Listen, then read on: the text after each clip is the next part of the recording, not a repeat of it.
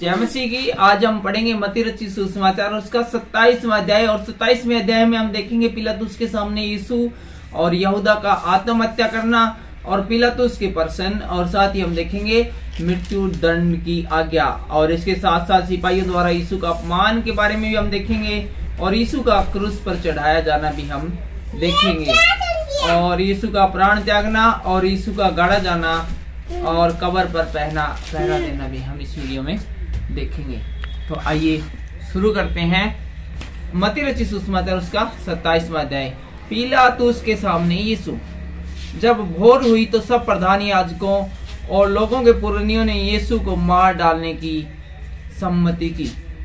जब भोर हुई, जब सवेरा हो गया, जब सुबह का वक्त था, तो जितने भी प्रधान थे और याजक थे और पुरनी थे, अर्थात जज थे, सेनापति थे, उन सब ने ये निर्णय लिया कि हम यीशु को है वो मार डालते हैं।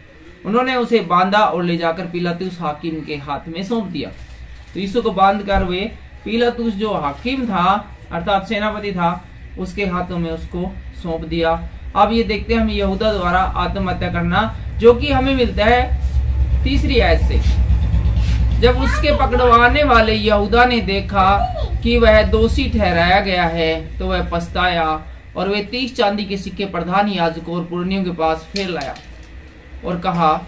जब भाई हम देखते हैं यहाँ पर यहूदा ने, जिसने की कहा था कि मैं यदि यीशु को पकड़ा दूं तो मेरे को क्या दाना पानी मिलेगा, कितना माल पानी मिलेगा, तो इन्होंने कहा था कि तुम उसके पकड़ के ले आओ, एडवांस में 30 ये चांदी के सिक्के ले जाओ। तो वही बंदा फिर है उस बात से बड़ा पछताया कि मैंने क्या किया, यीशु मसीह को पकड़ा दिया।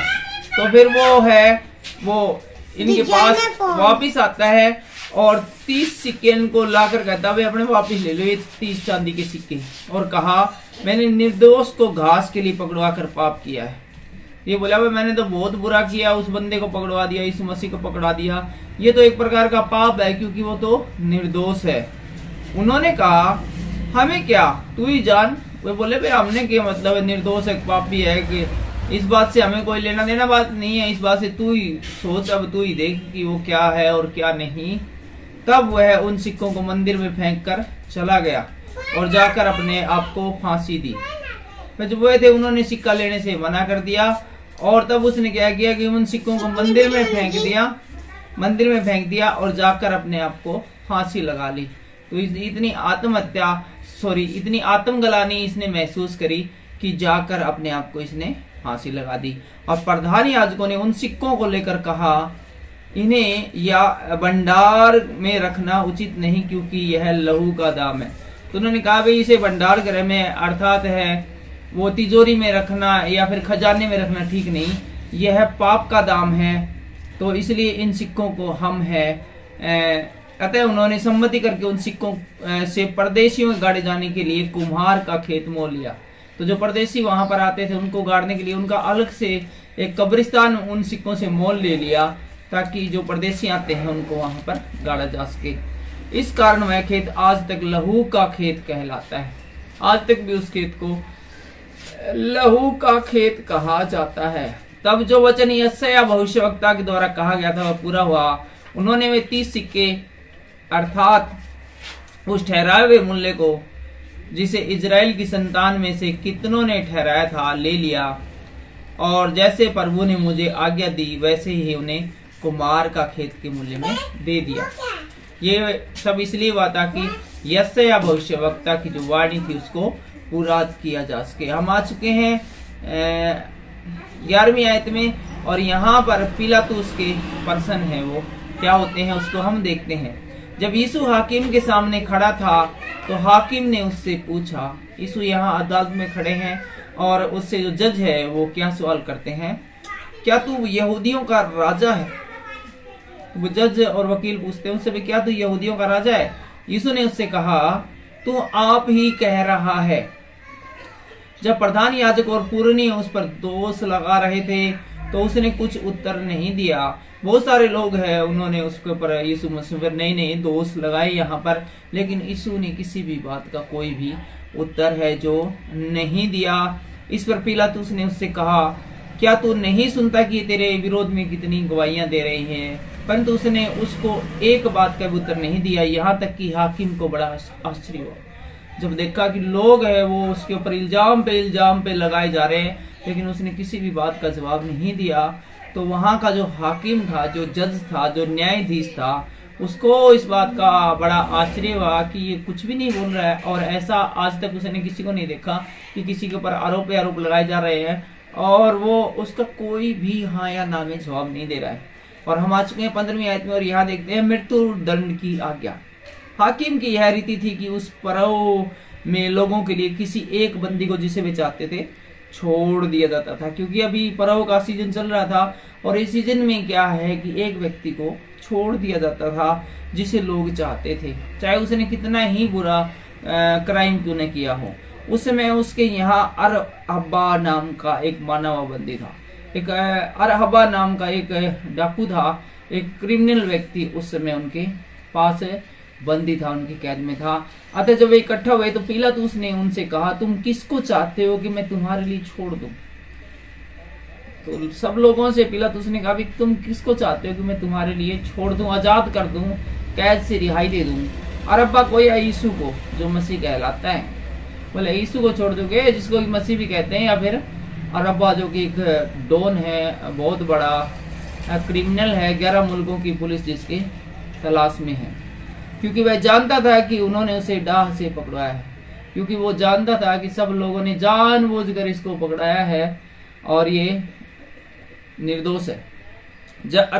जब वह न्याय की गद्दी पर बैठा हुआ था तो उसकी पत्नी ने उससे कहला भेजा था, तू उस धर्मी के मामले में हाथ न डालना, क्योंकि मैंने आज सपन में उसके कारण बहुत दुख उठाया है। उस जज की पत्नी ने उसको पहले ही कह दिया था कि उसके वो जो बंदा है उसके मामले में तू ज्यादा है, वो ज्यादा है, गंभीरता से ज्यादा उसको सजा मत देना, या फिर उसके मामले में ज्यादा मत उलझना, क्योंकि वो एक नेक इंसान है और वो धर्मी व्यक्ति है।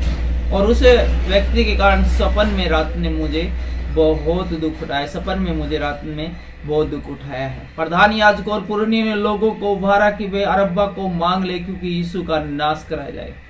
सब लोगों ने आपस में ये संपत्ति की और चुपके से सब लोगों ने कहा कि हमें है ना वो अरब्बा को ही छुड़ाने के लिए कहना है, ताकि यीशु का है वो नाश कराया जा सके। हाकिम ने उनसे पूछा, इन दोनों में से किसको चाहते हो कि मैं तुम्हारे लिए छोड़ दूं? तो सब लोगों ने कहा बरअब्बा को। पिलातुस ने उससे पूछा, फिर यीशु को जो मसीह कहलाता है क्या करूं? सब ने उनसे कहा, वह क्रूस पर चढ़ाया जाए। हाकिम ने पूछा, क्यों? उसने क्या बुराई की है? वह क्रूस पर चढ़ा दूंगा, लेकिन चढ़ाऊं किस जुर्म में? उसने बुराई क्या की है? परंतु वो और भी चिल्ला चिल्ला कर कहने लगे, वह क्रूस पर चढ़ाया जाए। लोग बोले, हमको नहीं पता भी क्या बुराई की है और क्या नहीं, इस चक्कर में किसी को भी नहीं पड़ना है, बस क्रूस पर चढ़ाया जाए तो चढ़ाया जाए। जब पिलातुस ने देखा कि कुछ बन नहीं पड़ता, परंतु इसके विपरीत हुल्लड़ बढ़ता ही जा रहा है, तो उसने पानी लेकर भीड़ के सामने अपने हाथ धोए और कहा, मैं इस धर्मी के लहू से निर्दोष हूँ, तुम ही जानो। तो पिलातुस था, उसके समझ में आ गई थी कि यीशु है वो परमेश्वर का पुत्र है, बहुत धर्मी है। तो जब उससे कुछ बन नहीं पड़ा, उसकी चलनी बंद हो गई, क्योंकि पूरी जनता चिल्ला रही थी कि इसे सूली पर चढ़ाया जाए। तो उसने पूरी जनता के सामने पानी मंगाया और उससे अपने हाथ धोए और कहा कि इस धर्मी के लहू से मैं निर्दोष हूँ, तुम ही जानो। सब लोगों ने उत्तर दिया, इसका लहू हम पर और हमारी संतान पर हो। कुछ ज्यादा ही बड़ी बात बोल गई ये जनता कि इसका लहू हम पर और हमारी संतान पर हो। इस पर उसने अरब्बा को उनके लिए छोड़ दिया और यीशु को कोड़े लगवाकर सौंप दिया कि क्रूस पर चढ़ाया जाए। तो तुरंत उसने अरब्बा को छोड़ दिया और यीशु को कोड़े लगवाकर छोड़ दिया, उनको सौंप दिया कि इसको क्रूस पर चढ़ाया जाए। सिपाहियों द्वारा यीशु का अपमान ये देखते हैं हम 27वें आयत से। तब हाकिम के सिपाहियों ने यीशु को किले में ले जाकर सारी पलटन उसके चारों ओर इकट्ठी की। यीशु मसीह को किले में ले गए और बहुत सारी पलटन है वो यीशु मसीह के चारों ओर उसकी सिक्योरिटी में लगा दी। जेड सिक्योरिटी से भी बड़ी सिक्योरिटी है वो यीशु मसीह के आसपास लगा दी गई और उसके कपड़े उतार कर उसे लाल रंग का बागा पहनाया। उस यीशु मसीह की जो पोशाक थी, ओरिजिनल पोशाक जो पहने थे, उसको उन्होंने उतार दिया, उसकी जगह एक बागा पहनाया। बागा आप समझते होंगे, बागा क्या होता है। बागा बस एक कपड़ा लेकर, जैसे एक तौलिया लेकर उसको बीच से थोड़ा काट दिया जाए ताकि उससे गर्दन फंसाई जाए और वो ही बस बागा हो गया। इससे शरीर का आगे पीछे का हिस्सा है वो कवर हो जाता है, बस इसी को शायद बागा कहते हैं। और कांटों का मुकुट गूंद कर उसके सिर पर रखा, और जो कांटे तार तार होते हैं इसका उन्होंने टोपी पहनाई, एक मुकुट बनाया और इसको उसके सिर पर रखा, और उसके दाहिने हाथ में सरकंडा दिया, और उसके दाहिने हाथ में सरकंडा दिया और उसके आगे घुटने टेक कर उसे ठट्ठों में उड़ाने लगे और कहा, हे यहूदियों के राजा नमस्कार। तो यहाँ पर यीशु मसीह का सिपाही है बहुत ही अपमान करने लगे और कहने लगे कि हे यहूदियों के राजा नमस्कार, और उस पर थूका और वही सरकंडा लेकर उसके सिर पर मारने लगे। जो सरकंडा यीशु मसीह के हाथ में दिया था वही सरकंडा लेकर उसके सिर पर मारने लगे। जब वे ठट्ठा कर चुके तो वह बागा उस पर से उतारा, फिर उसी के कपड़े उसे पहनाए और क्रूस पर चढ़ाने के लिए ले गए। ये सब प्रक्रिया पूरी होने के बाद उन्होंने बागा उतार लिया और उसके जो ओरिजिनल कपड़े थे वही यीशु मसीह को पहनाए और उसे क्रूस पर चढ़ाने के लिए ले गई।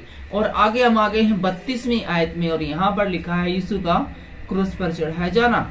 बाहर जाते उन्हें समौन नामक एक कुरेनी मनुष्य मिला, उन्होंने उसे बेगार में पकड़ा कि उसे क्रूस उठाकर ले चले। तो 12वें जब गए तो उन्होंने समौन नामक एक व्यक्ति को है बेगार में पकड़ा, और ताकि वो यीशु मसीह का क्रूस उठाकर ले चले। उस शैतान पर जो गुलगुलता अर्थात खोपड़ी का शैतान कहलाता है, पहुंचकर उन्होंने पित्त मिलाया हुआ दाखरस उसे पीने को दिया।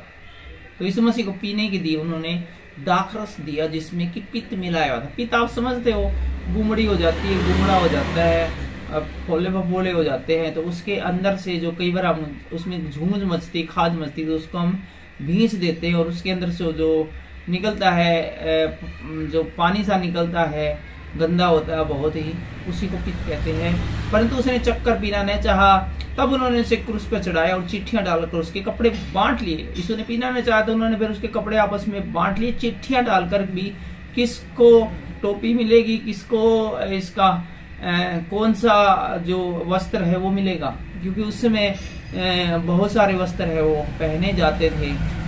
और वहां बैठकर उसका पहरा देने लगे और उसका दोष पत्र उसके सिर पर लिख कर लगा दिया। और हर एक जो व्यक्ति जिसको विशेष रूप से मृत्यु की सजा दी जाती थी उसके ऊपर, उसके माथे के ऊपर ऐसे सिर के ऊपर उसका दोष पत्र लिख कर लगा दिया जाता था।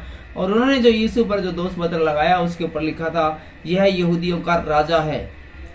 तब उसके साथ 2 डाकू, एक दाहिनी और एक बाएं, क्रूसों पर चढ़ाए गए। आने जाने वाले सिर हिला हिलाकर उसकी निंदा करते थे और यह कहते थे, हे मंदिर के ढाने वाले और 3 दिन में बनाने वाले, अपने आप को तो बचा। तो सारे के सारे उसे कहने के, भाई तू कह रहा है इस मंदिर को मैं ढा दूंगा, 3 दिन में बना दूंगा, बड़ी बड़ी बातें कर रहा है, मंदिर को बाद में ढाइए, मंदिर को बाद में बनाइए, पहले अपने आप को तो तू बचा ले। यदि तू परमेश्वर का पुत्र तो क्रूस पर से उतरा। तो सारे बोले, भाई तू परमेश्वर का बेटा है तो क्यों क्रूस के पर टंगा हुआ है, अपने आप को उतार लेनी चाहिए। इसी रीति से प्रधान याजक और शास्त्री और पुरनिये समेत उसका ठट्ठा कर कर कहते थे। सब लोग, जो बड़े अधिकारी और जो छोटे अधिकारी थे और जो वहां पर जो भीड़ थी, सब की सब इसी प्रकार से यीशु मसीह का मजाक उड़ाकर उसे इसी प्रकार की बातें कहते थे। उसने औरों को बचाया और अपने आप को नहीं बचा सका। सारे बोले, भाई इसने बहुत सारे लोगों को बचाया, कितने सारे हम पीछे देखते हैं कि हमने पढ़ा है कि मृतक लोगों को बचाया है, अंधों को आंख दी, गूंगे हैं उनको चंगा किया है, और बहुत सारे लोगों को जो मर गए थे उनको जिंदा किया, और अपने आप को नहीं बचा सका। यह तो इजराइल का राजा है। अब क्रूस पर से उतर आए और हम उस पर विश्वास करें। मतलब क्रूस पर से उतर जाए यीशु मसीह, फिर हम उस पर आप पर विश्वास कर लेंगे। उसने परमेश्वर पर भरोसा रखा है, यदि वह इसको चाहता है तो अब इसे छुड़ा ले, क्योंकि इसने कहा था मैं परमेश्वर का पुत्र हूँ। सारे बोले, भाई इस बंदा ने परमेश्वर पर बहुत विश्वास रखा है और परमेश्वर को भी चाहिए कि अब इसको बचा लेना चाहिए, क्योंकि इसने बहुत बार कहा है कि क्योंकि इसने कहा था मैं परमेश्वर का पुत्र, भाई परमेश्वर का ये बेटा, तो परमेश्वर को भी थोड़ा फर्ज बनता है कि वो उसे बचा ले, क्रूस पर से उतार ले, क्योंकि इसने बहुत बार कहा है कि मैं परमेश्वर का पुत्र हूँ। इसी प्रकार डाकू भी जो उसके साथ क्रूस पर चढ़ाए गए थे उसकी निंदा करते थे। और हम आ गए हैं अभी 45 लाइन में 45वीं आयत में, और यहाँ पर हम पढ़ते हैं यीशु का प्राण त्यागने के बारे में। दोपहर से लेकर तीसरे पहर तक उस सारे देश में अंधियारा छा रहा। दोपहर से लेकर तीसरे पहर तक, दोपहर से तीसरे पहर तक उस देश में, संपूर्ण देश में अंधियारा छाया रहा। तीसरे पहर के निकट यीशु ने बड़े शब्द से पुकार कर कहा, एली एली लमा शबक्तनी, अर्थात हे मेरे परमेश्वर तूने मुझे क्यों छोड़ दिया। जो वहां खड़े थे उनमें से कितनों ने यह सुनकर कहा, यह तो एलिया को पुकारता है। उनमें से एक तुरंत दौड़ा और स्पंज लेकर उसमें डबोया, सिरके में डबोया और सरकंडे पर रखकर उसे चुसाया। और उन्होंने कहा, रह जाओ, देखे एलिया उसे बचाने आता है कि नहीं। तब यीशु ने बड़े शब्द से चिल्लाकर प्राण छोड़ दिए, और देखो मंदिर का पर्दा ऊपर से नीचे तक फटकर 2 टुकड़े हो गया, और धरती डोल गई और चट्टानें तड़क गई और कब्रें खुल गई, और सोए हुए पवित्र लोगों के बहुत से शव जी उठे, और उसके जी उठने के बाद में कब्रों में से निकलकर पवित्र नगर में गए और बहुतों को दिखाई दिए। तब सूबेदार और जो उसके साथ यीशु का पहरा दे रहे थे भूकंप और जो कुछ हुआ था उसे देखकर अत्यंत डर गए और कहा, सचमुच वह परमेश्वर का पुत्र था। वहां बहुत सी स्त्रियां जो गलील से यीशु की सेवा करती थी उसके साथ आई थी, दूर से यह देख रही थी।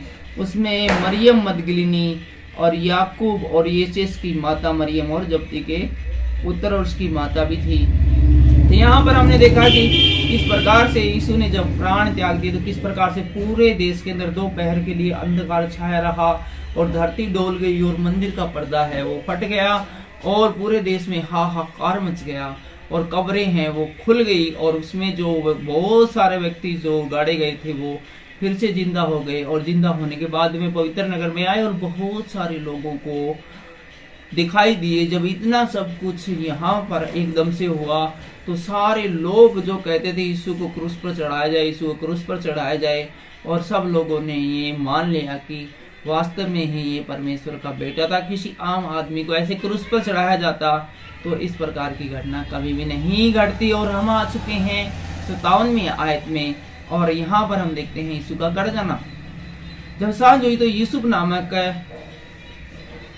अरिमतिया का एक धनी मनुष्य जो आप ही यीशु का चेला था आया। उसने पिलातुस के पास जाकर यीशु का शव मांगा।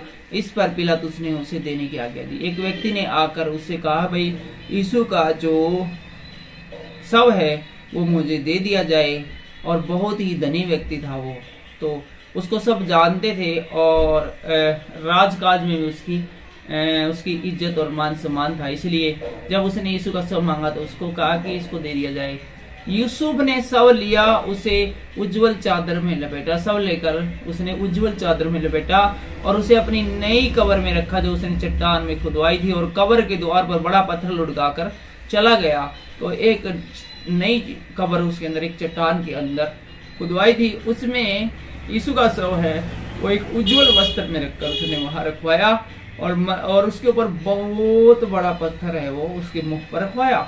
मरियम मदगलिनी और दूसरी मरियम वहां कब्र के सामने बैठी हुई थी, और कुछ स्त्रियां हैं वो जिनमें कि मरियम मदगलिनी और दूसरी मरियम वहां कब्र के सामने बैठी थी और कब्र पर पहरा दे रही थी। और कब्र के पहरे के ही शीर्षक से हम 62वीं आयत में पहुंच चुके हैं और पहुंच गए हैं इस अध्याय के अंतिम पड़ाव पर। दूसरे दिन जो तैयारी का दिन था, प्रधान याजक और फरीसियों ने पिलातुस के पास इकट्ठे होकर कहा, हे महाराज, हमें स्मरण है कि उस बरमाने वाले ने जब वह जीवित था कहा था, मैं 3 दिन बाद जी उठूंगा। अतः आज्ञा दे कि तीसरे दिन तक कब्र की रखवाली की जाए, ऐसा ना हो कि उसके चेले आकर उसे चुरा ले जाएं और लोगों से कहने लगे वह मरों में से जी उठा है। तब पिछला धोखा पहले से भी बुरा होगा। तो दूसरे दिन है जो तैयारी का दिन था, यहाँ पर हम देखते हैं कि प्रधान याजक और फरीसी ने पिलातुस के पास इकट्ठे होकर कहा कि वो बंदा जो है उसने कहा था कि वो तीसरे दिन वो जीवित उठेगा, तो उसकी कब्र के ऊपर एक बड़ा पहरा रखवा दो, कहीं ऐसा ना हो कि वो उसकी कब्र में से उसके चेले उसको चुरा कर ले जाए और सब लोग कहे कि वो तीसरे दिन है वो जिंदा हो गया था। और 65वें आयत में हम देखते हैं कि पिलातुस ने उससे कहा, तुम्हारे पास पहरुए तो है, जाओ अपनी समझ के अनुसार रखवाली करो।